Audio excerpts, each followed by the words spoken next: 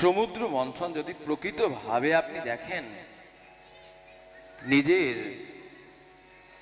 নিজের আত্মা, এই শরীরের মধ্যে নিজের আত্মার প্রতি সেখানে মন্থন করাকে সমুদ্র মন্থন বলে।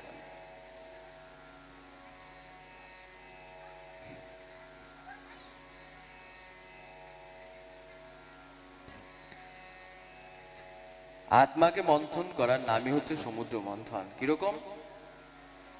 যখন আপনি ভজন করবেন, দেখবেন আপনাকে অনেক জীব আছে আপনাকে টেনে নিচে নামানোর প্রচেষ্টা করবে। যখন ভজন করতে যাবেন দেখবেন বিষের ন্যায় ব্যক্তিগণ তারা সেখানে, কেন তুমি আমিষ খাচ্ছ না, কেন তুমি ভগবত ভজন করছো, কি দরকার, এখনো সময় হয়নি, করবে না, পরে করবে, বিবিধ প্রকার কটু বাক্য দ্বারা এই হলাহল নামক বিষ স্বরূপ সেখানে প্রকটিত হল। সাধকের সেই সময় পঞ্চমুখে রাম নাম গাহে ত্রিপুরারি, সেই ত্রিপুরারি ভোলে বাবাকে স্মরণ করার প্রয়োজন রয়েছে। হে ভোলেনাথ, কৃপা করে আপনি আমাকে এই যে হেন প্রকারের সমুদ্র মন্থন কালে আপনি এই বিষ পান করেছিলেন, সেই রকম ভাবে আপনি আমার জীবনে এই হরিভজন করতে যাওয়া বা হরিভজন করতে যাওয়ার রূপী মন্থন, সমুদ্রকে মন্থন প্রাককালে বিবিধ প্রকার বিষ বেদনা চারিদিকে ঘিরে আছে, প্রভু এর থেকে তুমি রক্ষা করো। অবশ্যই করবেন।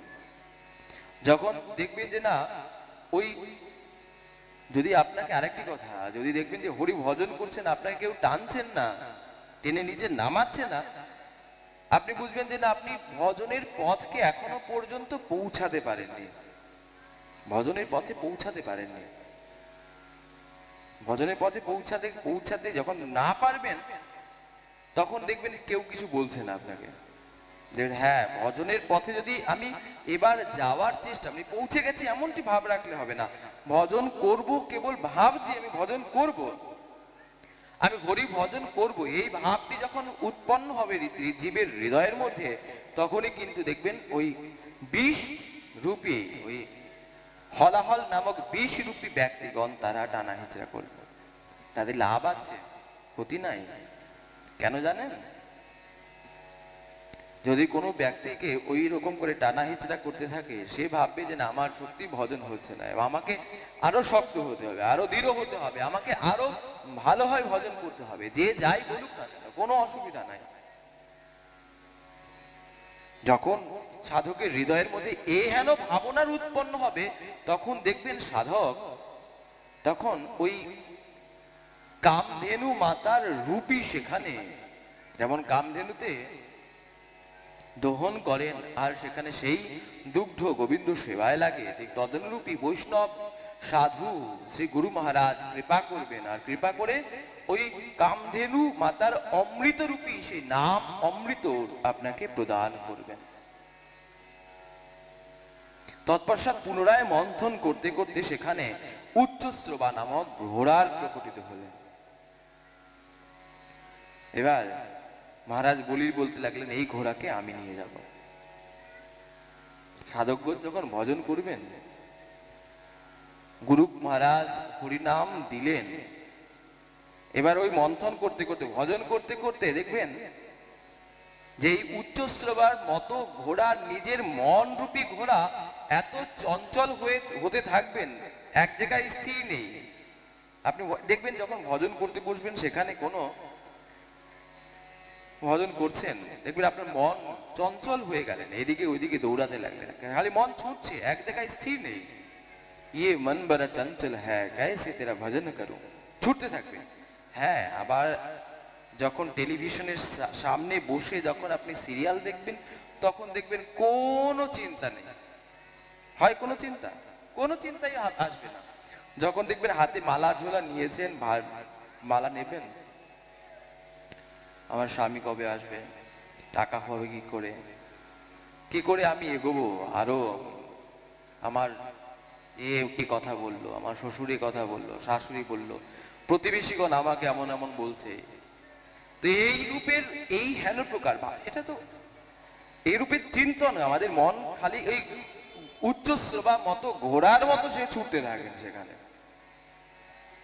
পুনরায় আবার মন্থন করতে করতে ধীরে ধীরে ঐরাবত হাতি সেখানে প্রকটিত হলেন, আর দেবরাজ ইন্দ্র সেই হাতিকে নিয়ে গেলেন।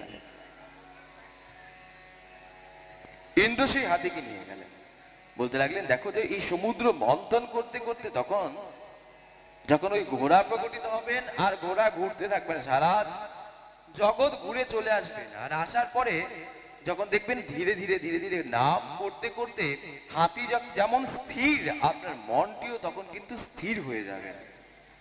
মনটিও কিন্তু স্থির হয়ে যাবেন, একদম স্থির, ধীর স্থির চলছেন। মন চিন্তা হবে না, এমন নয় চিন্তা হবে না, চিন্তা হবে, সবকিছু হবে, কিন্তু ধীর গতিতে। যেমন হাতি কেমন চলেন, মন্দ মন্দ ধীরে ধীরে চলতে থাকেন, তো আপনার মন তখন চলবে কিন্তু ধীরে ধীরে চলতে থাকবে। আবার মন্থন শুরু হলেন, আর শুরু করতে গিয়ে সেখানে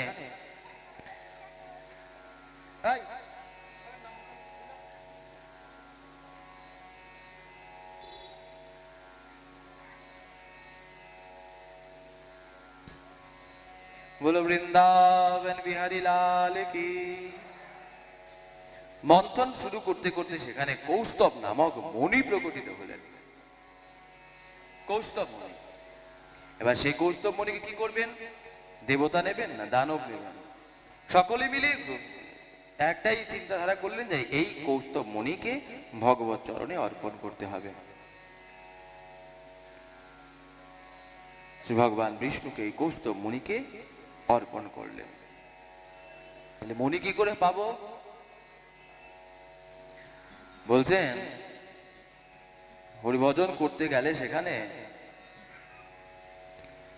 গুরুদেব কৃপা করে হরিনাম দিয়েছেন, সেই নাম রূপ চিন্তামণি যখন হরিনাম করবেন, করতে করতে এমন একটি ভাব প্রকটিত হবেন, সেই সময়তে মণিরূপী শ্রী গোবিন্দ তার ভক্তের হৃদয়ের মধ্যে দর্শন দিতে আরম্ভ করবেন। কৌস্তব মণিরূপী শ্রী গোবিন্দ ভগবানের ভক্তের হৃদয়ের মধ্যে বিরাজমান হবেন, আর ভক্ত সেই ভগবানের চরণে প্রণতি জানাবেন সেখানে। তৎপশ্চাৎ আবার মন্থন আরম্ভ করলো, এবং সেখানে কল্প বৃক্ষ প্রকটিত হলো।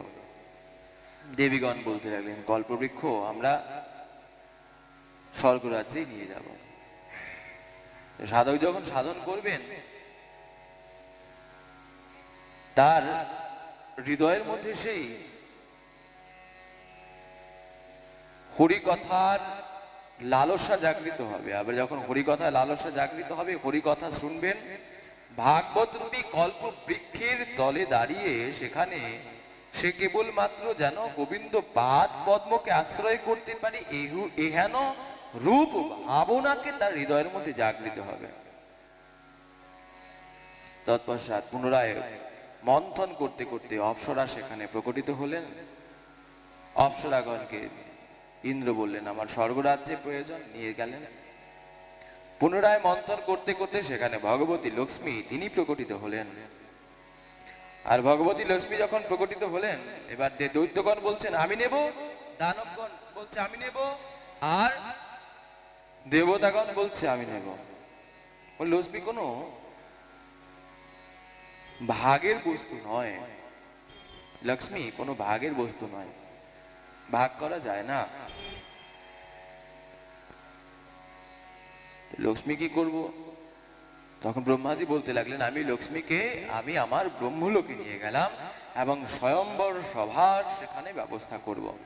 সকল দেব অসুর দানব সকলে আসবে সেখানে, আর আসার পরে লক্ষ্মী যার গলদেশে মাল্য অর্পণ করবে, যার গলদেশে মাল্য অর্পণ করবে সেই লক্ষ্মীর পতি হবেন। সন্ধ্যাকালে ভগবান বিষ্ণু সেখানে প্রকটিত হলেন। দেব দানবদের সম্মুখ দিয়ে ঘুরতে ঘুরতে অবশেষে সন্ধ্যাকালে ভগবান বিষ্ণুর গলদেশে লক্ষ্মী দেবী তিনি মাল্য অর্পণ করলেন।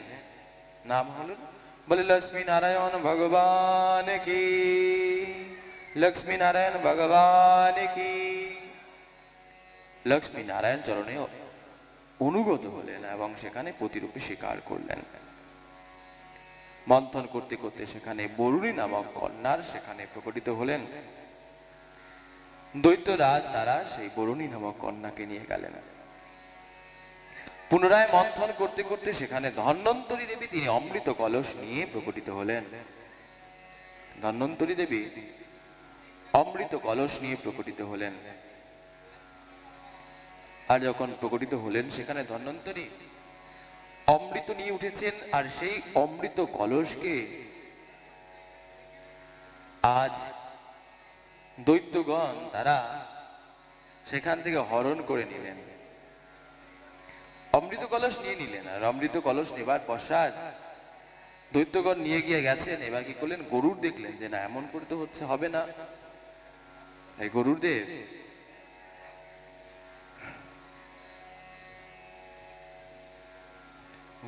দেব সে কি করতে লাগলেন, সেই অমৃতকে নিয়ে সেও দৈত্যদের কাছ থেকে নিয়ে সে বেরিয়ে পড়লেন। প্রথমে কোথায় গেলেন, বৃন্দাবনে। তৎপশ্চাৎ নাসিক, উজ্জয়ন, হরিদ্বার এবং প্রয়াগ এই সকল তীর্থস্থানে কুম্ভ নিয়ে বসেছিলেন, অমৃত কুম্ভ নিয়ে বসেছিলেন। তাই সেখানে কালান্তরে সেখানে ধীরে ধীরে আর কুম্ভ মেলা হয় সেখানে। বলো বৃন্দাবন বিহারী লাল কি।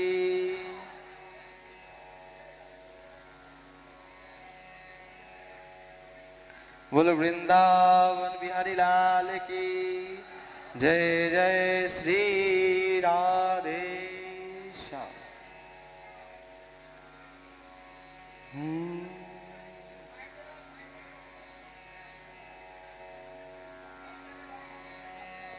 আর আজ সমুদ্র মন্থন হলেন এবং সমুদ্র মন্থনের পশ্চাৎ সেখানে কি করবেন, এই অমৃত কলস গরুরদেব তিনি নিয়ে গেলেন। আর গরুরদেব যখন নিয়ে গেলেন, নিয়ে যাওয়ার পশ্চাৎ সেই অমৃতকে আজ দৈত্যরাজ তারা সেখান থেকে পুনরায় নিয়ে নিলেন। অমৃতকে ভাগ করতে হবে, কিন্তু কি করে ভাগ করবেন, আর কে এই অমৃতকে কে এই ভাগ করবেন, সেই বিচার করতে লাগলেন।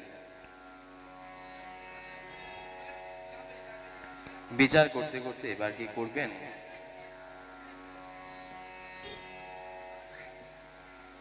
संतन के संग लाग रे हो तेरी अच्छी बनेगी।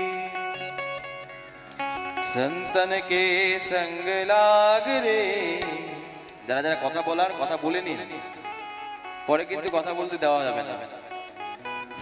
বারবার এত ডিস্টার্ব করে, এত বারবার করে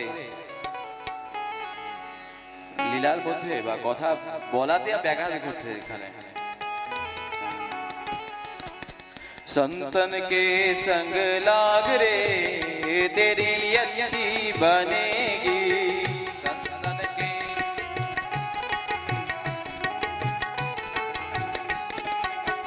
अच्छी बनेगी तेरी बिगड़ी बनेगी, अच्छी बनेगी तेरी बिगड़ी बनेगी। कोई बराबर पार रे तेरी अच्छी बनेगी। संतन के संग लाग रे तेरे अच्छी बनेगी।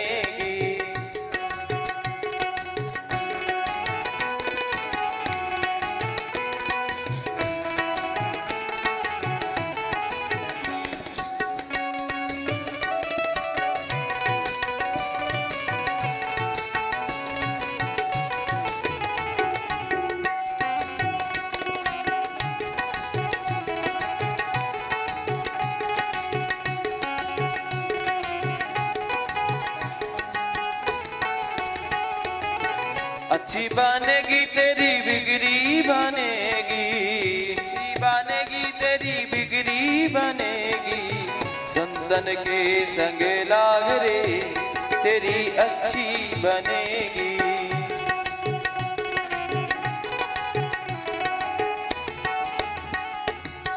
संतन के संग संतन संग करी पुण्यो कमाई, संतन संग करी पुण्यो कमाई। रामचरण अनुराग रे तेरी अच्छी बनेगी, रामचरण अनुराग रे तेरी अच्छी बनेगी। যারা পেছনে এসে পরে এসে তারা পরেই বলবে, সামনে কেউ বলবে না, সব পরে বলবে একদম শেষে।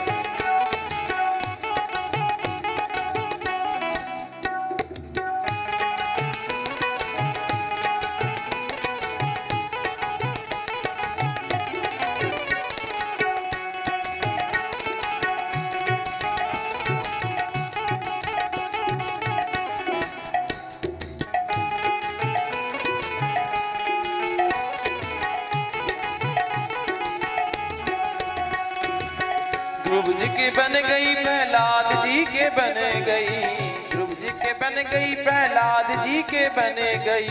हरि सुमिरन में जाग रे तेरी अच्छी बनेगी, संतन के संग लाग रे तेरी अच्छी बनेगी।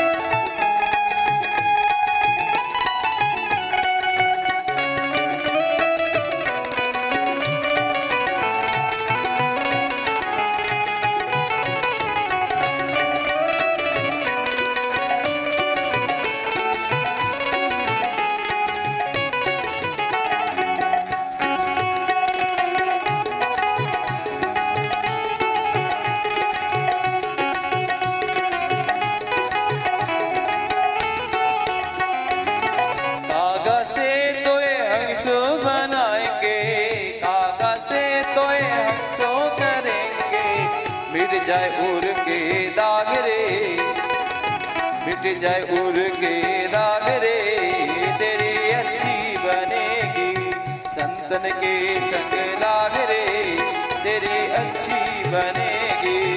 संतन के संग लाग रे तेरी अच्छी बनेगी।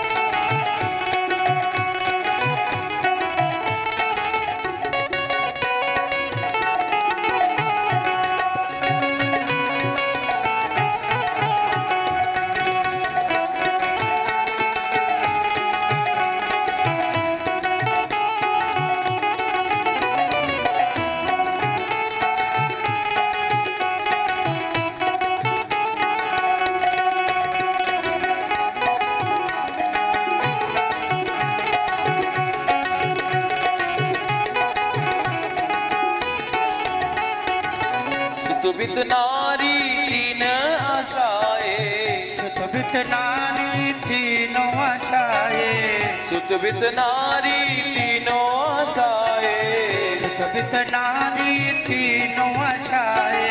त्याग सके तो त्याग रे तेरी अच्छी बनेगी, त्याग सके तो त्याग रे तेरी अच्छी बनेगी। संतन के संग लाग रे तेरी अच्छी बनेगी, संतन के संग लाग रे तेरी अच्छी बनेगी। अच्छी बनेगी तेरी बिगड़ी बनेगी, अच्छी बनेगी तेरी बिगड़ी बनेगी। अच्छी बनेगी तेरी किस्मत जागेगी, अच्छी बनेगी तेरी किस्मत जागेगी।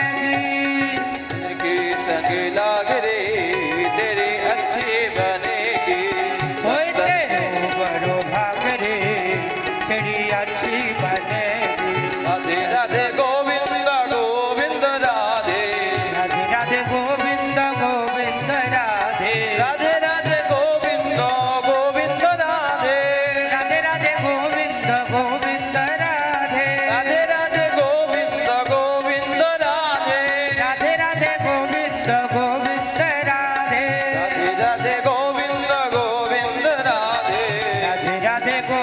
গোবিন্দ গোবিন্দ রাধে গোবিন্দ রাধে বলো গোপাল রাধে রাধে বলো গোপাল রাধে রাধে রাধে গোবিন্দ গোপাল রাধে রাধে রাধে গোবিন্দ গোপাল রাধে রাধে রাধে গোবিন্দ গোবিন্দ রাধে রাধে গোবিন্দ গোবিন্দ রাধে রাধে রাধে গোবিন্দ গোবিন্দ রাধে রাধে গোবিন্দ গোবিন্দ রাধে গোবিন্দ রাধে বলো গোপাল রাধে গোবিন্দ রাধে বলো গোপাল রাধে গোবিন্দ রাধে বলো গোপাল রাধে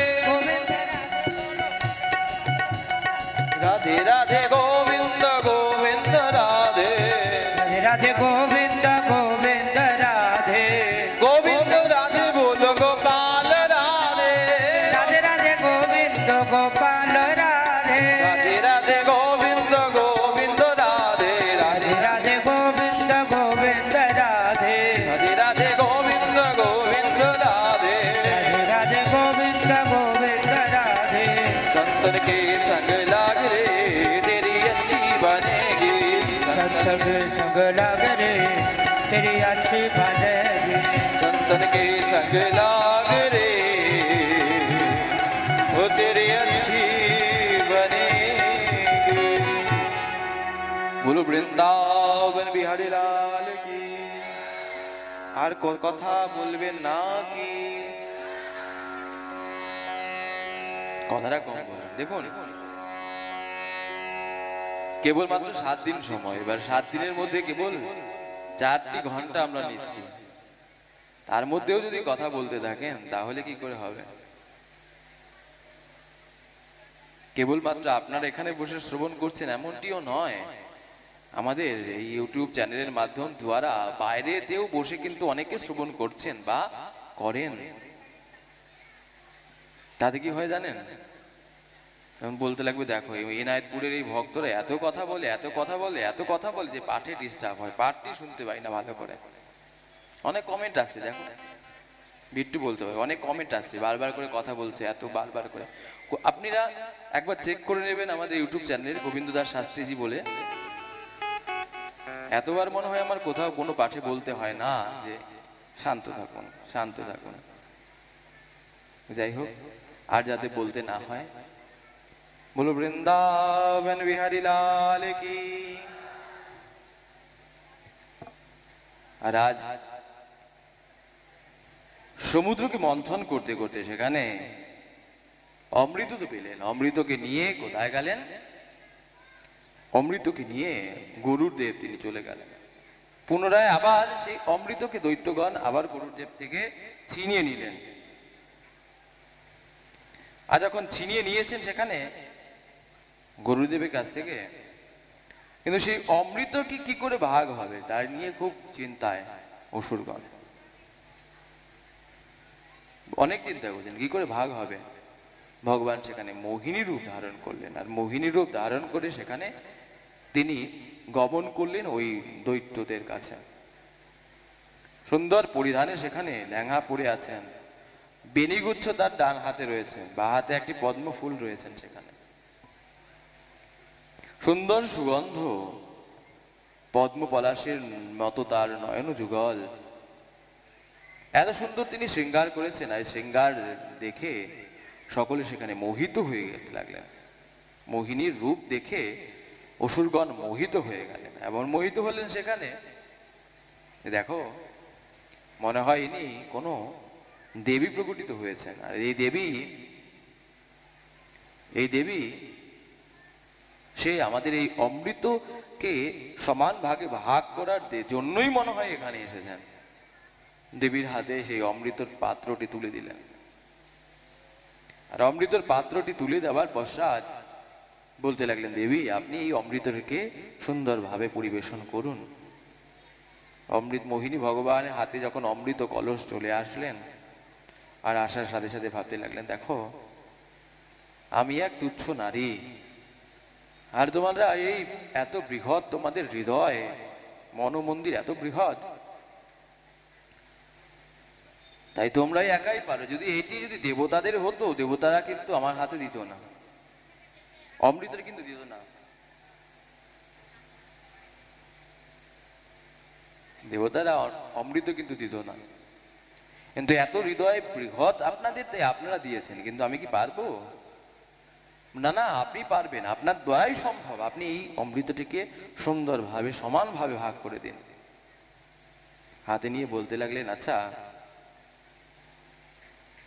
আপনারা তো দৈত্যকুল শ্রেষ্ঠ, বিশাল হৃদয় আপনাদের, কিন্তু ওই তুচ্ছ দেবতাগণ তারাও তো এই সহযোগিতা করেছিল, তো তাদেরকে একটু একবার দিলে হয় না? বলছে না না, তাদেরকে দেওয়া যাবে না। কেন? বলছে না, যদি সেখানে দেওয়া হয়, যেখানে যদি দেওয়া হয় তাহলে অমর হয়ে যাবে।